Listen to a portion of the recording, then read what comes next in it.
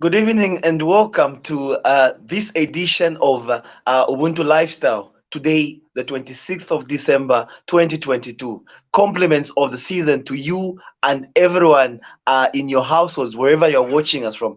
Thank you once again that you are tuned into Ubuntu channel on Facebook, on YouTube, and of course on Twitter. Now, Ubuntu Lifestyle comes through every Monday looking at various issues and bringing different personalities on this platform so that we can just share a thing or two with them and just get to know a little bit of our guests that we bring in through each week we come through. And this edition of Ubuntu Lifestyle is no different, as today I am hosting the founder and director of Youth in Action for Disability Inclusion in Zambia. That is YADIZ in short, and that is Mr. Ian Banda. Mr. Ian, good to have you on the program. Thank you so much, Rollins, and thanks for giving me this opportunity. You know, it's that's interesting that we've brought different kinds of people on the show so far, and to have you especially is just a huge honor for me, and I'm so excited to host you, sir. Thank you so much. I really appreciate. Yeah, let's get into it. Um, I would love you to give us just a brief background of yourself and who exactly Ian is, uh, how far you've gone in school, and where exactly you grew up in. If you don't mind, you can just share that. Thank you so much. My name is Ian Banda.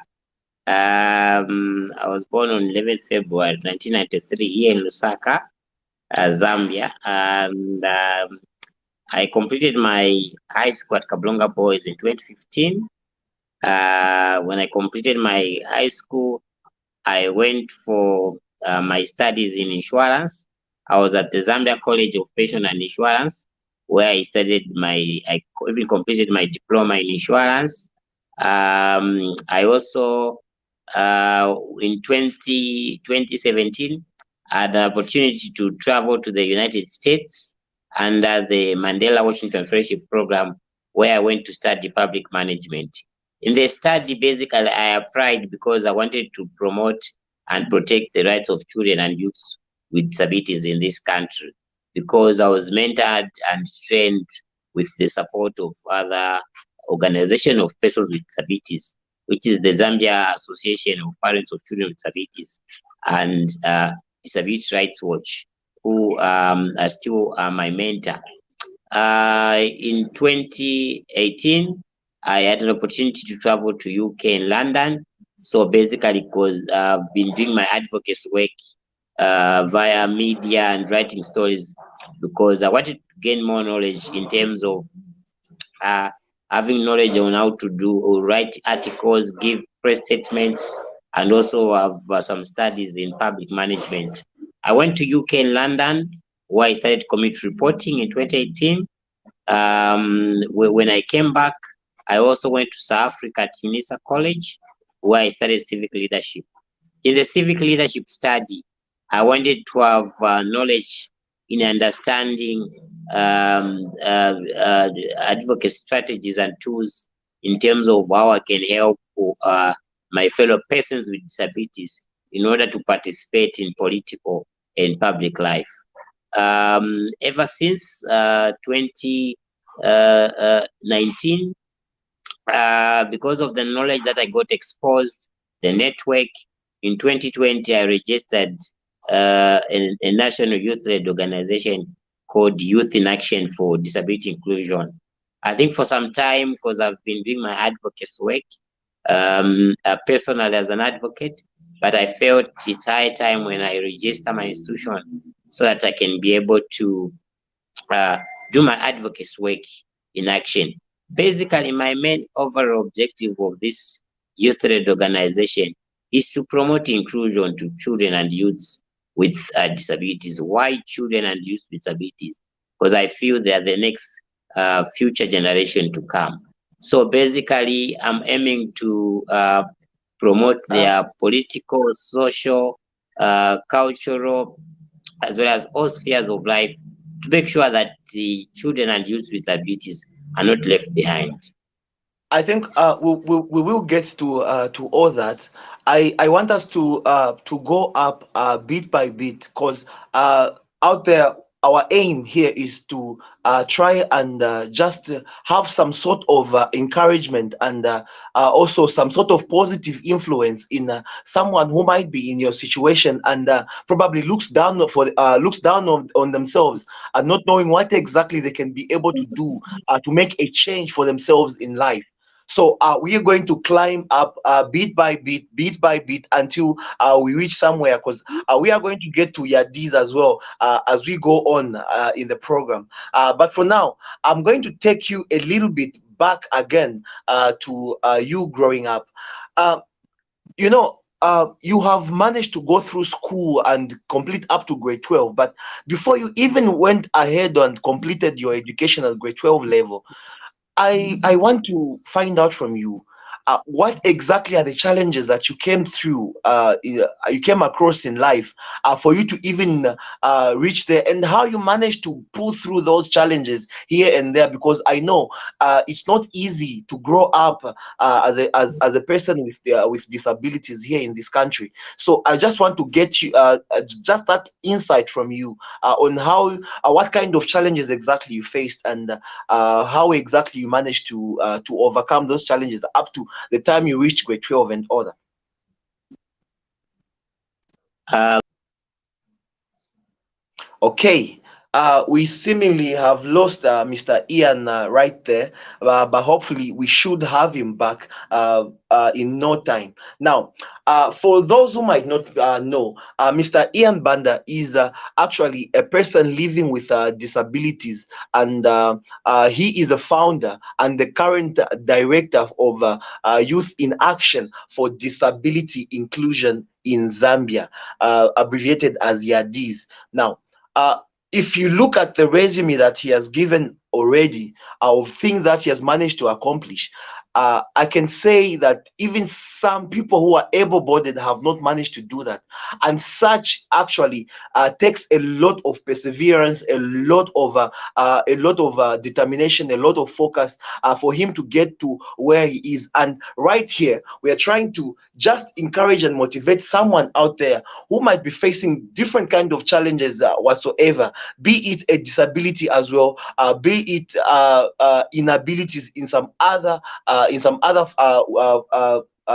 maybe body or financial and all that, that they are not able to feel that they are not able to push what they're trying to achieve in life. Now, here is one man who has actually overcome so much to be where he is right now. And I can tell you this, that up to this time, up to this point in time, there's just so much we can learn from this man, that is Mr. Ian Banda. But as we hope to have him back, we go for a short break, and on the other side, we hope we have Mr. Banda back.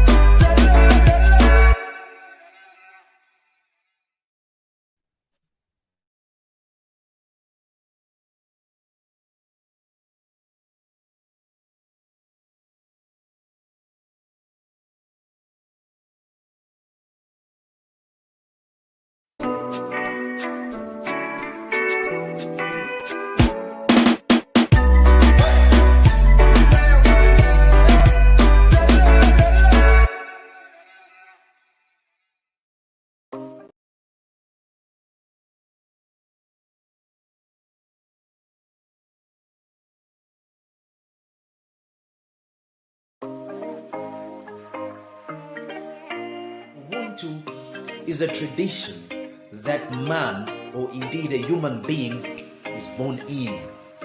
Naturally, we are born with Ubuntu. We live with it. We come into this world with that. Ubuntu ninshira iyo abantu basenderamo ifyo umuntu afwiri okuba n'efyo afwiri okukita n'efyo afwiri okwikaliramo ubuntu. Ubuntu chitemiko, ubuntu mutende. Ubuntu nikukhala pamodzi. Ubuntu nikusamala. Ubuntu nikukondana. The desire to contribute to positive changes within rural communities is my strong motivation to work hard for my society. For me, that is Ubuntu.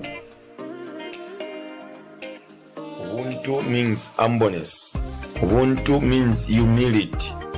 Ubuntu means love. Ubuntu is I'm a person because of a person. Actually a person. I'm who I am because of who we are. What Ubuntu means to me is the ability to look at the need of others and be able to put yourself in their position, be able to do something about it. We're going to be offering some of our viewers more content. And apart from more content, we are going to expect our viewers to be participating more, and then we want also our viewers to also like our channel. Yes, and they should like it on Facebook, Instagram, and LinkedIn, and also on YouTube. And not to forget that our content is reliable. It's not fake news. We do not have fake news on this channel.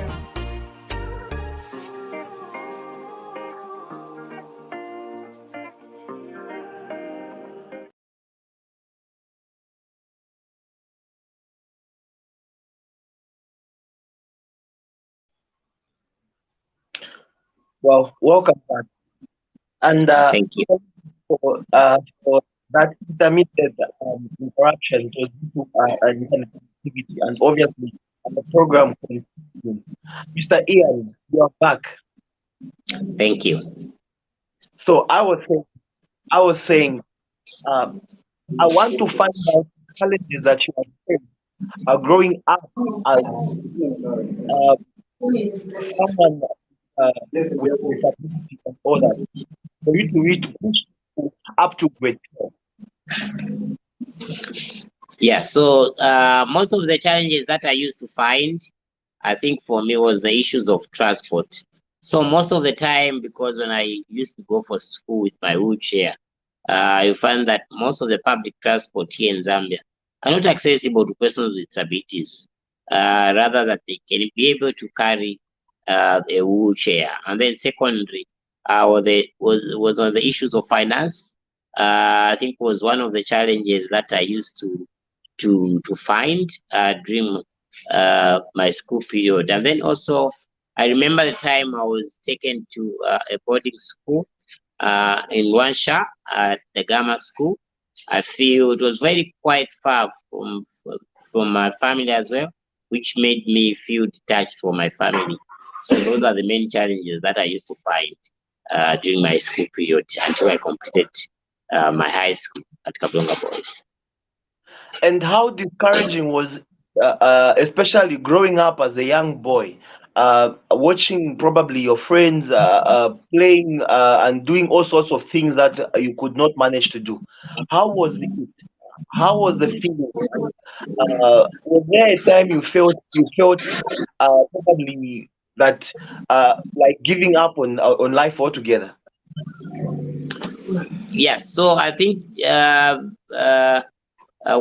when I was growing up, for me, because I never accepted myself at first because of my disability.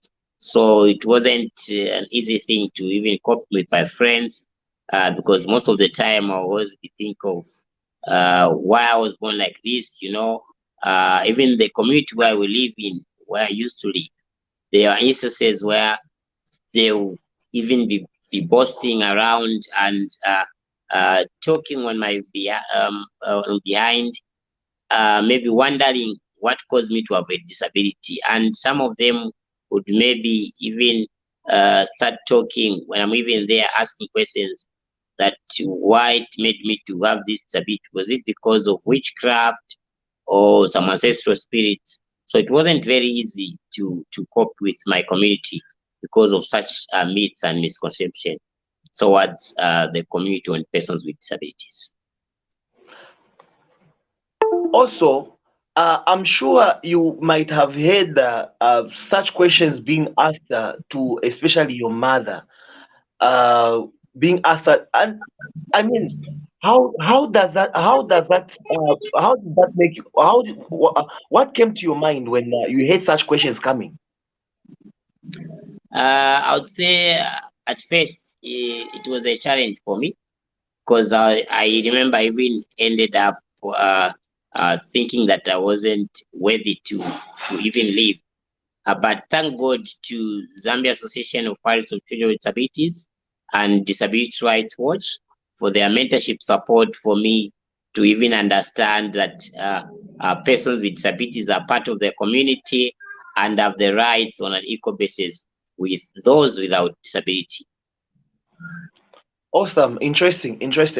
And then at tertiary level, going to study your insurance first and foremost. What did you have in mind? Was it to start working as someone as a professional in insurance, or start up a business or anything in those lines? What was exactly in your mind when you decided to take that particular course? I studied insurance, and I would mention, I'm happy to mention that insurance was at heart for me, because I believe in issues of risk management, issues of protection. I think that's the main reason I went for insurance. But I noted with concerns that when I completed my high school, of course, with good results, I can testify. I found many job opportunities, and I think most of the challenge that I used to have with most of the insurance companies could not accept me based on my disability, because also most of these insurance companies would give excuses such as maybe the building is not accessible to a person like me who is using a wheelchair to access their company to work in an user-friendly environment. And those were some of the excuses that they would give me in order for me not to be employed in this insurance company. But nevertheless, I never gave up, because I knew that there was something that I was good at, and I continued my disability advocacy work until where I am today.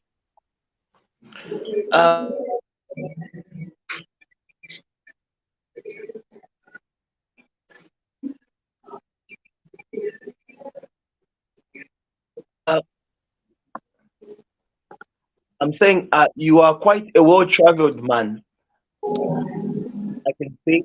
And infrastructure-wise, how is the difference when you talk of accessibility to structures, to buildings for people with disabilities here in Zambia compared to other countries? You've been to the US, you've been to the UK, you've been to South Africa. Is there much of a difference? We have a very big difference, and Zambia as a country, there's much work that we need to do in terms of promoting accessibility for persons with disabilities in this country. During my stay in the US, I think for me, I felt I didn't even have a disability per se, because most of the public transports, most of the buildings, I used to access them freely without any barriers or maybe need any support. And I noticed my first trip, I think my travel to the US for me, when I just reached there, I think the van that came to take me at the hotel itself at a wheelchair ramp, which I didn't have time to ask for my personal assistant to start carrying me to and from the car, but I entered freely to and from. And I also noticed that even most of the public buses and the railways are easily accessible to persons with disabilities, such that you can enter. The ramp comes out, you enter with your wheelchair in and out freely without facing any barriers. Impressive. And hopefully in Zambia, we are going to also adopt such kind of infrastructure so that we make some of these things easier also for all persons with disabilities. But on a related matter, if, let's say, you want to use public transport here, how easy is it? Here in my country, Zambia, it's not very much easy. So, because most of the buses that we have in this country do not have a space where I can put my chair. I think, as you can see behind, my chair is motorized chair, but even normal chairs don't even fit in these mini buses per se. So I think an ideal public transport would be maybe Zambia must come up with a policy, direct policy, that most of the buses that are imported out of the country must come with a wheelchair access. That must be able to lift a person with a disability in and out freely without having any barriers. Now, talking of policies, I think this is where now we talk of youth in action for disability inclusion in Zambia.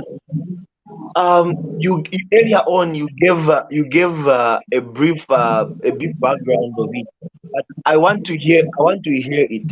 At what point exactly did you start to think you needed to have something to push some certain agendas, and what exactly are the agendas that you are trying to push with YADIZ? So, as the Youth in Action for Disability Inclusion of Zambia, I think one of our agenda is to make sure that children and youth with disabilities are participating in this country on an equal basis without others. I think by doing this, we want to make sure that issues of accessibility, issues of policy, issues of maybe change of mindset from the community is dealt with in order to ensure that persons with disabilities are regarded as equal, on an equal basis with those without disabilities. I think that's our main key areas that we're focusing on. One thing that has stood out for me is, and which is very paramount, and I feel which we really need to try by all means and tackle, is change of mindset on the part of the community. Do you think we are doing so much as a country in trying to tackle this issue? Because I think it is the reason why a lot of people living with disabilities are enclosed inside their homes, cannot come out. Mothers are hiding their children inside their houses because they don't want people to look at them or think otherwise of them. Are we tackling this enough? I would say there's not much work, because I think, like I earlier mentioned, for me, ever since I've completed my insurance study, I've never found employment, which I feel is a huge task that we need to work around in changing the mindset of our employers in understanding that not only when you benefit a youth with a disability, you have a challenge, but also government through the Persons with Disabilities Act, which strictly specifies that when you employ a person with a disability, you'll be tax exempted. So those are some of the benefits that these employers must be able to understand. In terms of children with disabilities, maybe from their parents themselves, in accepting that children with disabilities must be taken to school, I think has been a challenge because most of the parents of children with disabilities, they're not accepting that a child with a disability can be able to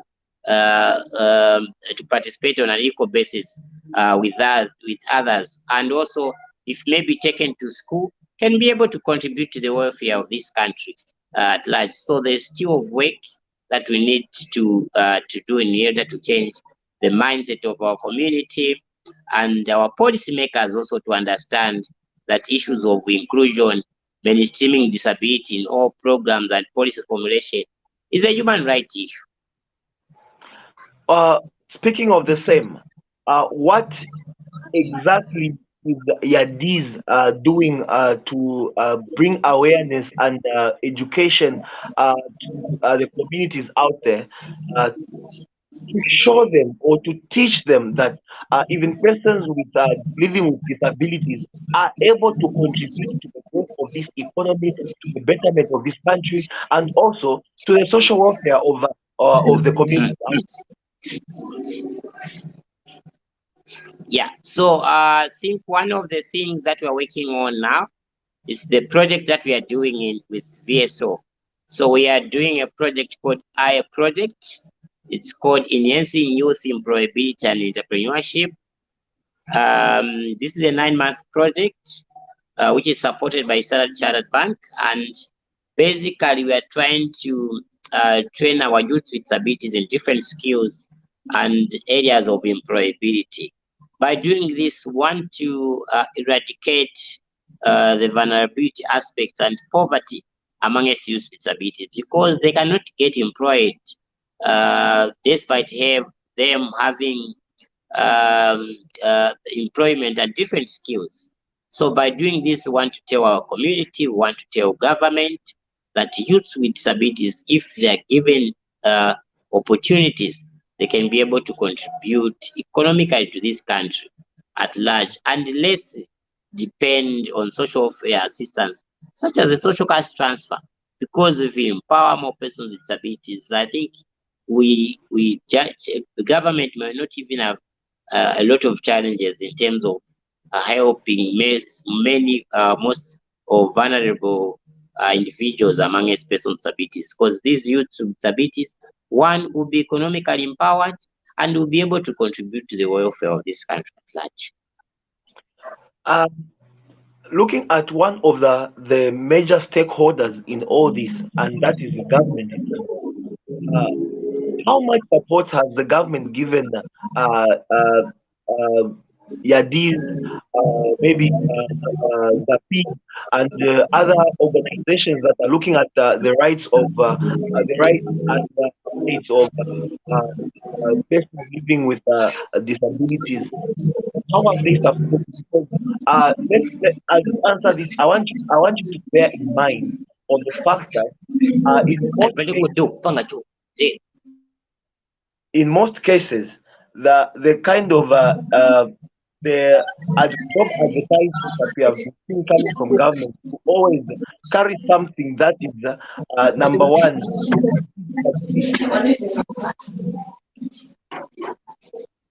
As requirement for you to get a job. So how has government helped in creating job opportunities for people living with disabilities? Lawrence, I wish to tell you that nothing has been come out. I think in terms of government need to pull up socks in terms of providing job opportunities for persons with disabilities.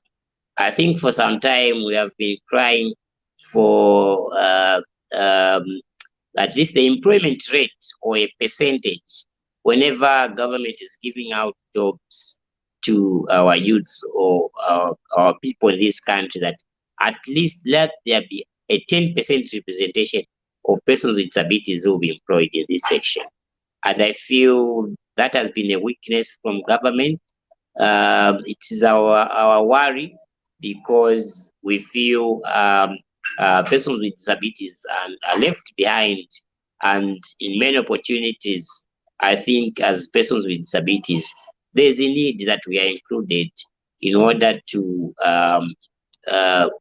promote our human rights on an equal basis with those without disabilities? Last time I had a conversation on this with someone, there was an argument that came up, and the argument was it also borders on women's representation in some certain kind of employment. Here we are saying we should reserve some certain percentage of opportunities for women, a certain percentage of opportunities for persons living with disabilities. Now, the question that was coming up was, would you rather have a percentage as a person with disability, or you would prefer you are allowed to compete for everything with everybody, so that as you are employed on merit, you are given the opportunity on merit because you have beaten every other competition and not because you are a person with disability. How do you respond to such an argument? I think my query on the 10%, Rose, it will be a policy issue. So if I have a policy directive in this country, I think these issues of being recognized by government, not on an equal basis with others, will be dealt with. Because if you take over 10% increment, of course, these will be persons with disabilities whose qualifications, good qualifications, but because they are left out despite them having a disability, which I feel is an excuse. Of course, we are talking of issues of the negative perceptions that most of the employers have, issues of accessibility. But if government is able to employ at least 10% of persons with disabilities who are qualified, I think these issues of accessibility will be dealt with. Because if we are talking about issues of accessibility, negative perceptions, and if you are not employing persons with disabilities, you not have a clear picture of what I always advocate for in this country, ensuring that persons with disabilities are participating on an equal basis for those without disabilities. Is it also part of your agenda to see that persons living with disabilities are given some certain seats in parliament as well, so that they can sit at a table where they are legislating and passing bills into law and have a say on that? Yeah, it's key. I think also for some time, thanks for reminding, it has been our plea as well, as the Youth in Action for Disability Inclusion, at least to have a member of parliament. I think the president has got powers, in his powers to appoint an independent member of parliament, of which we are hoping that if we can have a person with a disability, issues of representation of persons with disabilities in this country will be heard, because there's a say which says and nothing about us is without us. And I felt if we can have a representation in parliament of having a person with a disability, issues of inclusion, issues of persons with disabilities being left behind in terms of programs and policy formulation will be dealt with.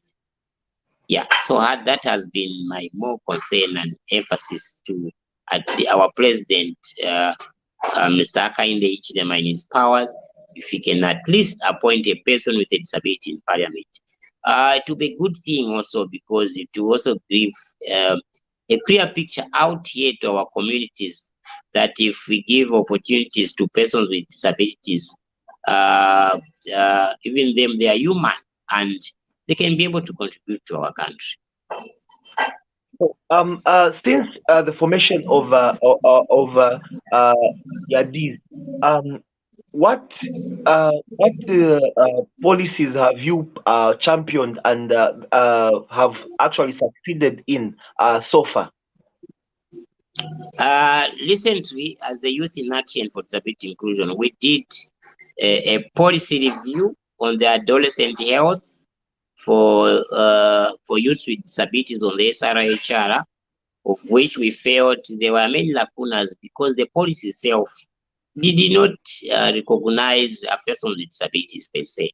And some of the terminologies that they were using in the policy, such as the disabled, the physically challenged, those terminologies were there, which we felt all those were not right terminologies to use when you are calling a person with disability. We are always encouraging the public, our different stakeholders and government itself to marry and always understand or call persons with disabilities by starting with the name person. Because if you call a person, you see a person face and not a disability. So the Persons with Disabilities Act of number 6 of 2012 itself, on the use of terminologies, it emphasizes that we must see a person first and not a disability, of which we need to call persons with disabilities by starting with person, then we end with a disability. Thank you. Okay. Any other agendas you have championed since YADIZ was formed, and you are proud to say we had a say in this and we pushed this and it has happened? Yeah, I would start with my community where I live. I think some of the agenda that we have worked on is on accessibility. Our member of parliament office was not accessible to a person who is a wheelchair user. And ever since I visited my constituency, I think within a week, a ramp was built at my constituency for so many time. Like ever since independence, it is a good thing. And also, we have done a research on the COVID-19. I think that was a year ago, because we wanted to understand the perspective on some of the challenges that children and youth with disabilities face when COVID was there. And we are very much happy to mention that the research was out and the global report was out as well. We have also managed to do a research on the school bullying and violence of children with disabilities learners with disabilities in school, because we wanted to understand why the dropout of children with disabilities not going to school, and with which the global report is also out. And we are also happy to mention that as YADIZ, with the support of Commonwealth in partnership with Disability Rights Watch, we are implementing a project called Zambia Inclusive Health Project. This is the SRHR project because we wanted to teach our different duty bearers, the media, our policymakers, and also persons with disabilities themselves in understanding that the issues of sexual and reproductive health rights are a human rights issue, and because we still have a negative perception from the community that maybe persons with disabilities are sexual or not sexually active, want to change that mind perspective in understanding that even persons with disabilities are human like any other able-bodied persons without disabilities, and they require sexual and reproductive health rights services on an equal basis with those without disabilities. And going forward, which other agendas are you trying to champion so that you can better the livelihoods or maybe the social status of persons living with disabilities? Number one, we want to deal with inclusive education. I think for some time, the public and many of our duty bearers have been demanding for having special schools for our children and youths with disabilities. Why special schools? If we are all born equal in the eyes of God, why are we so special? No, we are saying no to special school, but for now we are championing the issues of promoting inclusive education so that we may have children and disabilities learning in normal schools, like where there are even children without disabilities, so that they can be able to compete on an equal basis with others. We do not want instances to have where we may have special schools when we finish in special schools, and then are you also telling us that we'll be needing special jobs? No, that's not the case. So we are aiming to promote inclusive education. That's one. Number two is to promote issues of employability and entrepreneurship in this country. We have noted with concern that there are many persons with disabilities out there who have got different skills, good qualifications, but they are not employed with the different companies because of the negative perception, issues of accessibility, that they cannot get their job on an equal basis with those without disabilities. I feel these are the most two areas. And lastly, issues of health, promoting sexual and reproductive health rights, services to persons with disabilities. I think many times, because of the negative perception in terms of healthy programs, issues of disability have been left a lot. I think this is where we, even as youth with disabilities, we are even at high risk of contacting the HIV and AIDS, because we are not given such an opportunity and a forum where we can express our challenges that we find when we want to access condoms, our challenges that we find when you go for HIV and testing. So it is ideal that we are trying to work in the three areas so that we promote issues of disability on an equal basis with those without disabilities. Now, I think for the last 10 minutes or so, I've tried to get some successes that you've scored and some of the highlights of things that you wish to score going forward. The whole reason behind this is I want someone out there to see that someone who is a person with a disability is able to make a positive change for others. Something that even people who do not have any disability have failed to do. How does that make you feel? For me, I think sometimes I don't even see my disability myself, because I feel I've done many greater things than those without disabilities. Yeah. I think the key thing here is that you, as person with disabilities, you need to believe in yourself.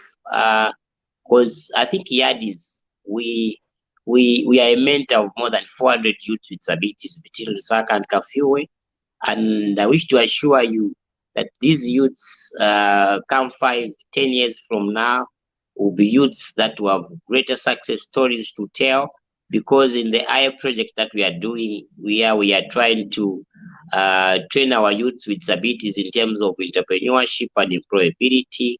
These are the youths with disabilities that will be able to live independently and economically empower themselves, not only empowering themselves, but even be able to empower their fellow youths with or without disabilities. And just something of concern. How is the issue of drug abuse affecting persons living with disabilities, especially the youth? I think drug abuse also has been a very, very huge impact when it comes to issues of youths with disabilities. I think to the little research and little knowledge, because we usually have a meeting with these youths with disabilities that abuse drugs, I think most of the stories that they tell are normal stories that even other youths without disabilities would tell, by saying, because we do not have jobs, we are not exposed to different recreational activities, it's that we are using drugs in order to help ourselves and keep more busy, or I think, which has been the very huge huge challenge. Yeah. So I think for youth with disabilities, it's also quite more tricky, because I would say like I'm saying, these youths, one, are not counted in their community. Most of them are not recognized, despite having, despite these youths having completed their school, they're not given employment. I think that also uh, hinder these youths to start indulging to illicit activities such as drug abuse. Nevertheless, as Youth in Action for Disability Inclusion, we are trying our best to ensure that we eradicate issues of drug abuse amongst our fellow youths with disabilities. Actually, that story of no kaidisitisebenza kulibe nchito is a story that I actually hear quite a lot when you confront people who are abusing some of these drugs, especially alcohol. Yeah. And I usually ask one question: for you to get drunk, how much have you spent? Yeah. No, no, banigulirako chabe, because I always believe that there is always somewhere one can start with. I think there are people that can say, I start with a packet of sweets and I sell in the streets, and that is where I start from. And yet, someone that same money, which is enough to buy a packet of sweets, is what they use kuzikondweresa, and they kondweresa themselves almost every day. And I tell them, in a week, the money that you spent in a week is enough to even start up something. So very small, small beginnings. We should always try to encourage. Yeah, true. Yeah, so so such stories are true, and I would very much happy on this show that one day I'll bring one of our youths. I think who have through our training and support, who is doing fine, and at this point he has even gotten married. Because we trained him in issues of bakery. He started his own restaurant. He's baking very nice scones, very nice meat pies, and I would very much happy to see that you are featuring him on this show so that he can be able to tell his stories. I was very much happy when he was telling me that he met his fellow friend. He also has got a disability. He runs a restaurant, and he was telling him that he started his restaurant with one tomato, which was very funny to me. And it's a success story, and I would very much happy if you feature him on this show as well, so that we can hear more on some of the success stories that YADIZ is doing, and on the impact that is doing in changing the lives of our fellow youths with disabilities in our communities. That's what we love to hear, and such stories are what Ubuntu Lifestyle is designed for. And we shall definitely do our best to get hold of that particular young man so that we can see and also learn a thing or two from him as well. Now, are there organizations that are particularly interested in helping and partnering with YADIZ to better the livelihoods of people, especially persons living with disabilities, that you feel actually we need to so much appreciate at this point in time?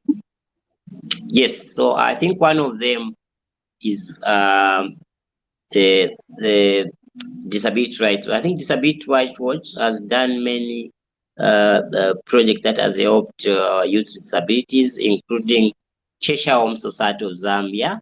I think they have done many trainings and mentorship programs in terms of training our fellow youths with disabilities, and a few even including those without disabilities, because we don't want to segregate anyone. We are promoting inclusion in ensuring that they understand that they also their disability rights, and which Zambia is a signatory under the Persons with Disabilities Act of number 6 of 2012, and then also Voluntary Overseas Organization, which is VSO. I think has also done much in terms of mainstreaming programs that has to do for persons with disabilities.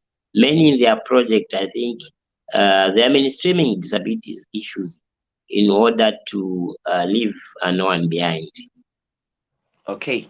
So, are there people that you feel have mentored you throughout in the stages of your growth to be where you are right now?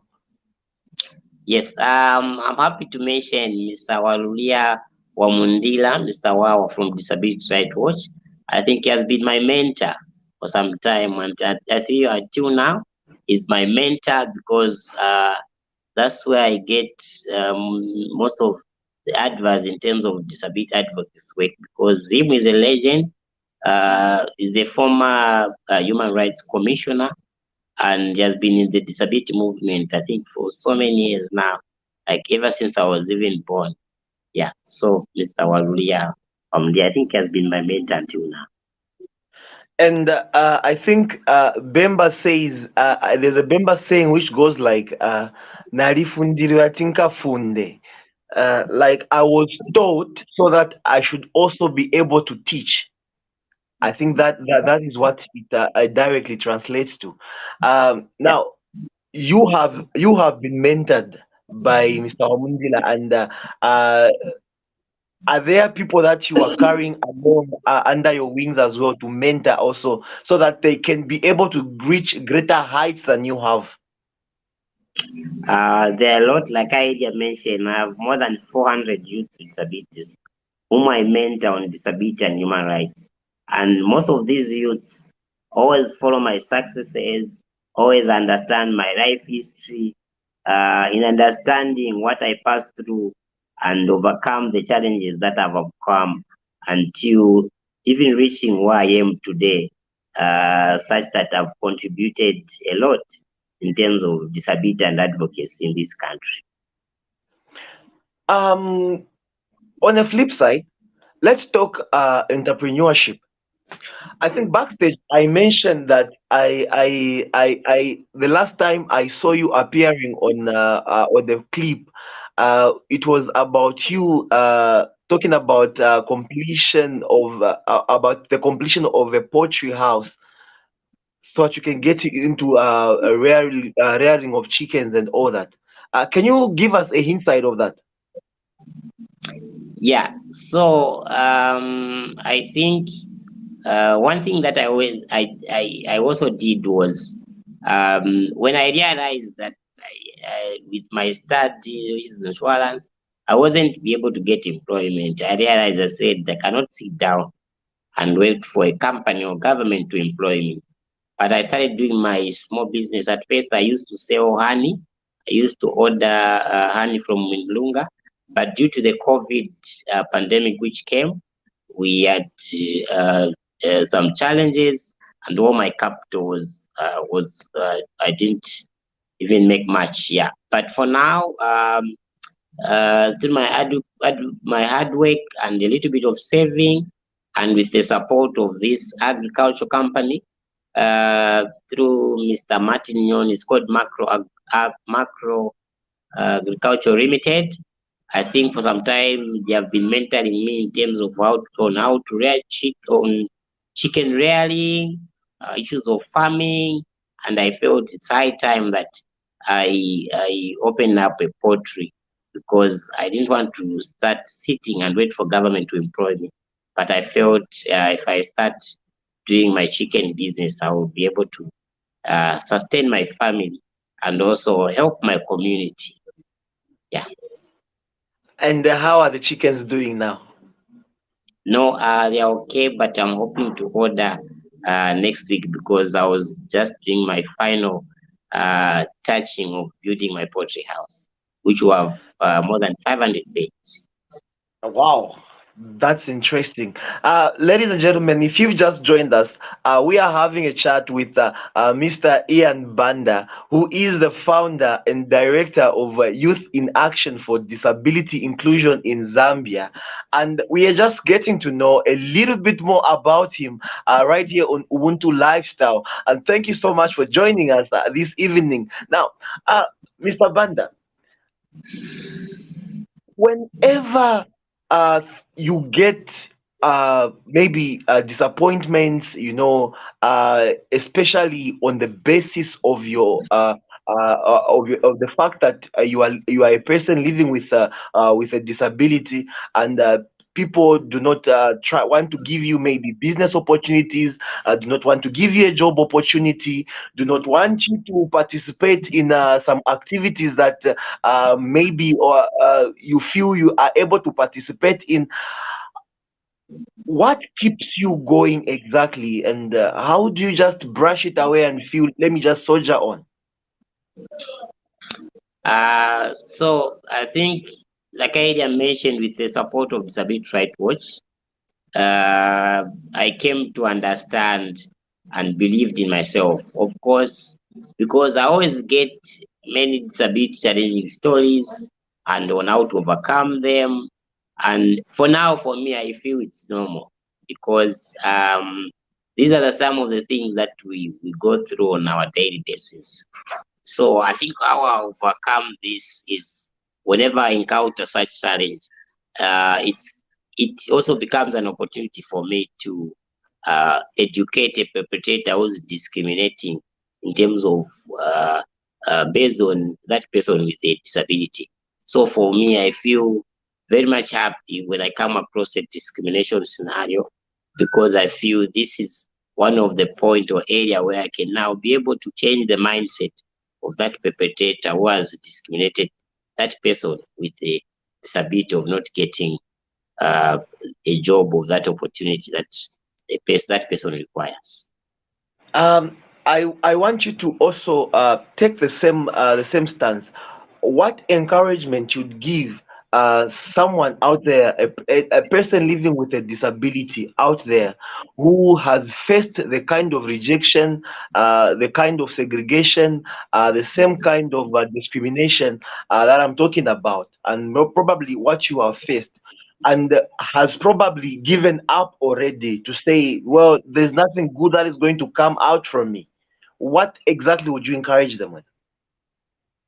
I think my advice for me is don't keep it to yourself for too long. Share your challenges that you always come across. You may never know who can help out there. Of course, some of us, because we have got vast knowledge in understanding disability rights. So in terms of discrimination cases, we have legal organizations of persons with disabilities, such as the Disability Rights Watch. I think there we have our legal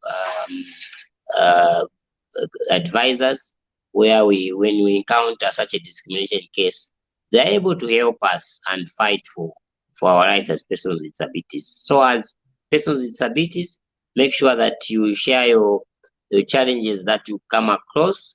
Of course, you need to also to understand that not everyone out there understands that persons with disabilities have got rights. There are few of them who even understand that Zambia in 2012 signed the Persons with Disabilities Act of number 6 of 2012, which aims at promoting and protecting the rights of persons with disabilities, because there's little awareness, and also persons with disabilities, most of them do not want to get or mainstream them or recognize them, and that has been a challenge. So you need to be open up. You need to understand that discrimination is real and is happening, but we are slowly changing the mindset of our community and our different duty bearers in understanding that persons with disabilities have got their rights on an equal basis with those without disabilities. All right. Also, as we are trying to wind up, I want you to just say something to parents who might be keeping their children or a child indoors, hiding them from public because they feel humiliated. They have a child with a disability or something in those lines. Those parents who are not sending their children with disabilities to school. Those parents who feel their child with disabilities should not even be shown out there. A parent who have decided to just give up on those children with that child with a disability. I want you to look into the camera and just have something to say to them. First and foremost, my first one will be not an encouragement, but a warning. So, to our parents who are hiding their children with disabilities in their houses, it's a caution that they need to be very careful and understand that hiding a child with a disability in the house, one, it's a crime itself, and if you are found doing that, I'm sorry, but the law will follow you. Secondly, it's an encouragement. As you can see me here, I completed my education. I went to the US. I went to the UK because my parents never hide me in their house. They got me exposed to the community. They took me to school because they understood that having a disability was not an hindrance for me to have a future in life. So that could be my encouragement. Take your children with disabilities to school. Government now is giving free education. Do not worry about what you pay at their school. It's free education. So look for any nearest government school. To that child with a disability at that institution. Make sure, I've also noticed that many of the government schools are refusing in enrolling children with disabilities. But make sure as you take your children in these schools, if they refuse, you contact us or you visit the Disability Rights Watch so that they can be able to mentor them and maybe encourage them that educating a child with a disability is a human rights issue. Finally, I want you to give your concluding remarks, but in that also include how people who want to contact you, who want to work with you in championing some of these rights and also championing some of these policies that you are trying to have in place, can contact you. Probably a Facebook page where they can find you, or a contact line they can call. Yeah, thank you so much. So, as the Youth in Action for Disability Inclusion, I think we are valuable for technical support in terms of how we can mainstream disability issues. It could be in terms of policy formulation, programs, and we are always available to offer that support. I think you can reach us through our Facebook page, which is Youth in Action for Disability Inclusion, and also via our following contacts, or 0972 311452, 0972 311452. Okay. Thank you so much, Mr. Ian, for having found time, because I think time is not with us. But we really appreciate the fact that you answered our call when we called on you to come here and just have a chat with us. And we hope this is not the last time we shall interact with you. And obviously, some more people from people living with disabilities around the country that probably are working with you in some of these programs that you are conducting as an organization and as a person in your capacity. Thank you so much, sir, for honoring our request, and we wish you a Merry Christmas and a prosperous 2023 ahead of you. And to our viewers out there, thank you so much for tuning in to Ubuntu channel at this point in time, and thank you for supporting Ubuntu Lifestyle, which comes through every Monday at 20:30 hours. Bringing various personalities and bringing various kinds of people into this space just to get to know them and interact with them. And from everyone behind the production, my name is Lawrence, signing out. Good night.